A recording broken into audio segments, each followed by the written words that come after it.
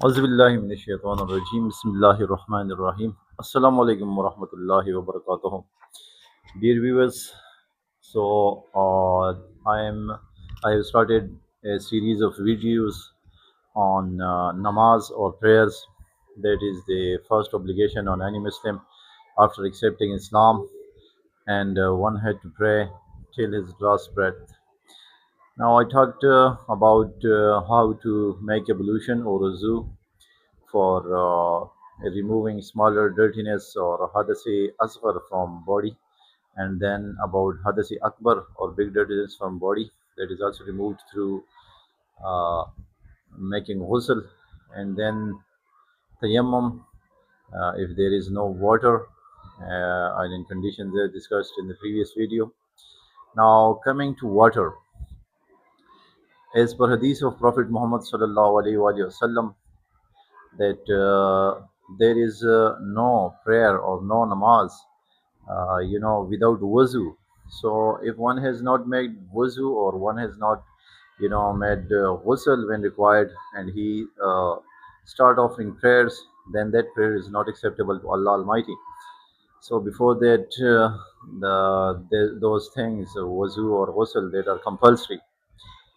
And as per hadith of Prophet Muhammad sallallahu alaihi wasallam, the key to Jannah is prayer or namaz, and the key to namaz is wuzu.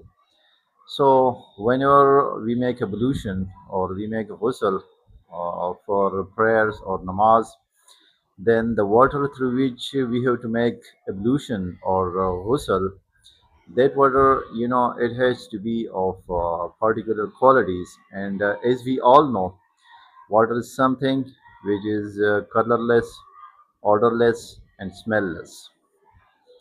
So, in modern world, we know it more better. At a combination of two hydrogen molecules and one oxygen molecule, it makes up water. So, the liquid that qualifies the definition of water, through that liquid, wuzu or ghusl can be made.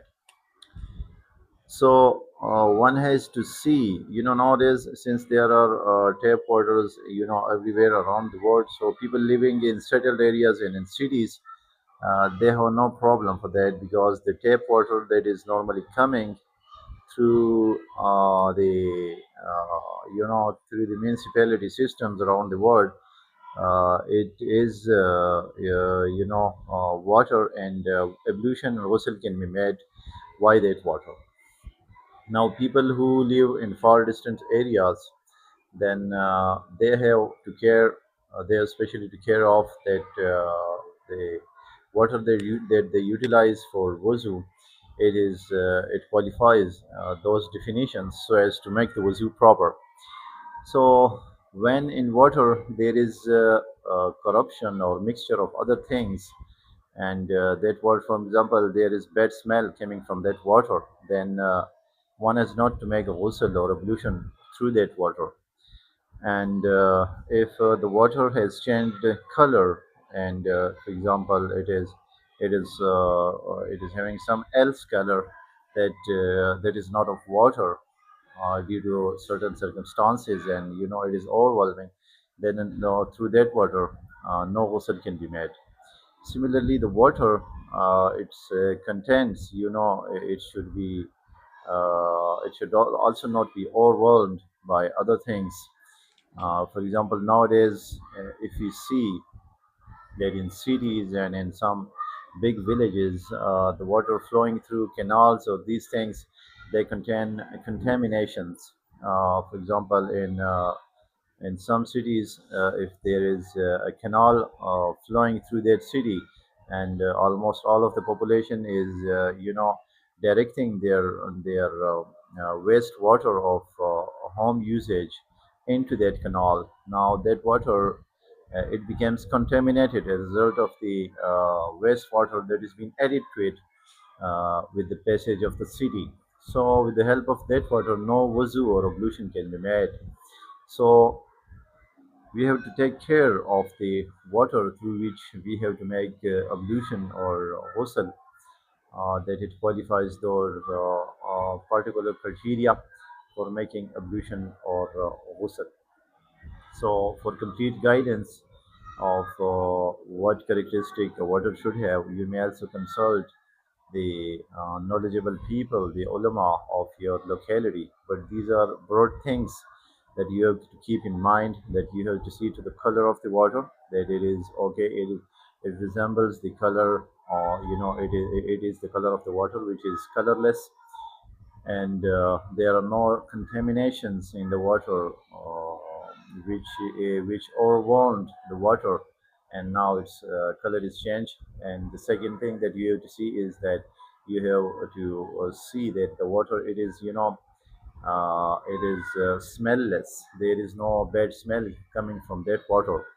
If the bad smell is coming from that water, it may have the color of, colorless color of water, and but that water, it is contaminated. That is why the bad smell is coming from it.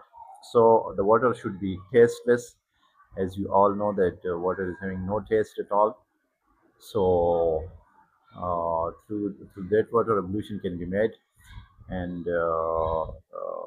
odorless, colorless, and tasteless. So these qualities of water are to be seen when making ablution, so that the ablution, it is proper, and the thing through which purity or cleanness is obtained, that thing itself, it is clean. Now, for this ummah, when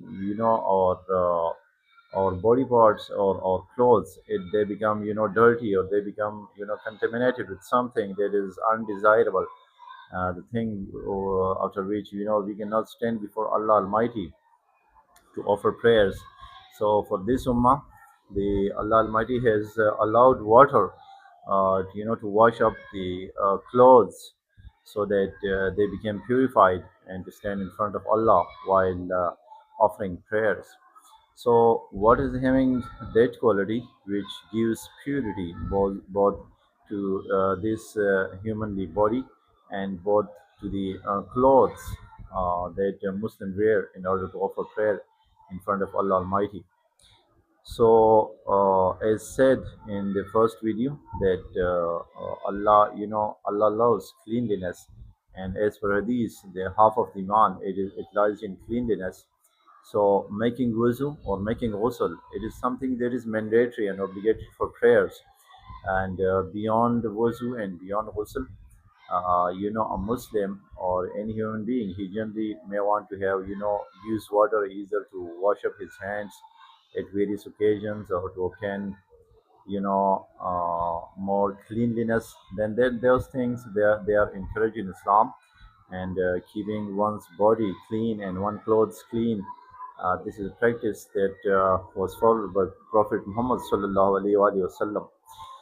So Prophet Muhammad sallallahu alaihi wasallam, though he was having, various spots in clothes, that those were, for example, having sieving or something like that, so that the cloth, they can be worn. But that the clothes of beautiful Prophet Muhammad sallallahu alaihi wasallam, his beautiful clothes, they were always clean, and this is what Prophet Muhammad sallallahu alaihi wasallam conveys to his ummah, about cleanliness, and about, arranging things, and making them in order. So Prophet Muhammad sallallahu alaihi wasallam, he himself wear clean clothes, and you know keep his Mubarak body of the Prophet Muhammad sallallahu alaihi wasallam clean and tidy. And there is, one such beautiful statement by one of the Arabi women, when Prophet Muhammad sallallahu alaihi wasallam used to pay a visit during one of his tours to the home of that old lady, and there was some piece of task that Prophet Muhammad sallallahu alaihi wasallam, did at that place. So after the male member came, after the departure of Prophet Muhammad sallallahu alaihi wasallam from that home, so the person asked the old lady of his house that who came here. So the lady described Prophet Muhammad sallallahu alaihi wasallam in her own words, and as per ulama, those words, they have never been translated in full up to now. So that lady, she described in such a beautiful way Prophet Muhammad sallallahu alaihi wasallam, that ulama till now, they're trying to explain and go into the depth of those words as to what they mean. So it is making ablution or ghusl. It is just about how to make up oneself so as to be presentable before Allah Almighty.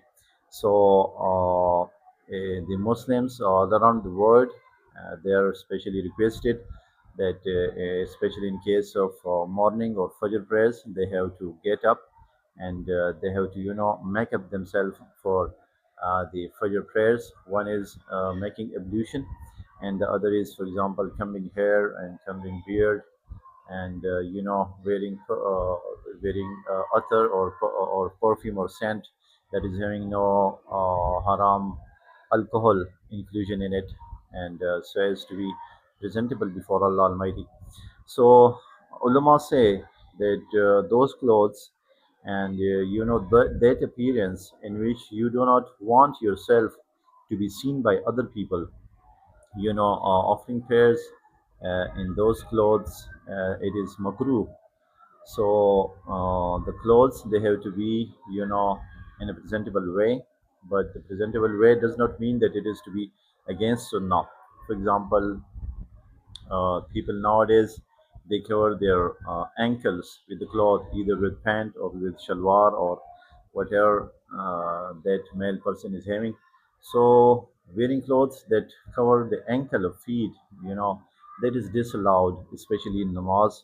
So one has to inquire from ulama about the way that is going to be pleasing to Allah, of how to present oneself to Allah. And one other important thing is that the Muslim, they have to cover their head while offering prayers. So that cape that is usually associated to Muslims, one has to at least wear that cap.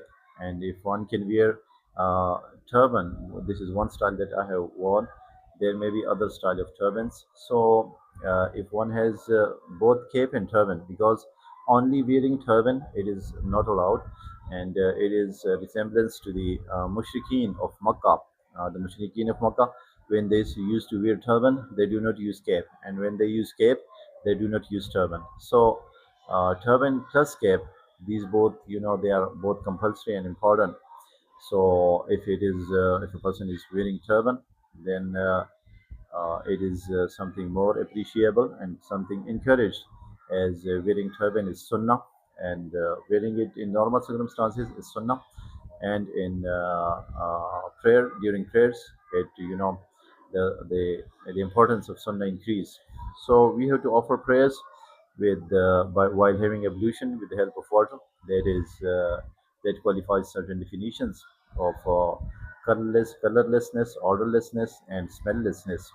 And when we present ourselves before Allah Almighty, we should be in a presentable way, especially during Fajr prayers and Isha prayers, because these two prayers, one time one has just get up from the bed, and the other time the person is going to bed. So we have to take care that our clothes are okay and our appearance is okay before Allah Almighty, so that Allah Almighty loves us and accepts our prayers, and with the remembrance of Allah. So thank you very much for watching this video. Hope you get my message. Inshallah, meet you in next video.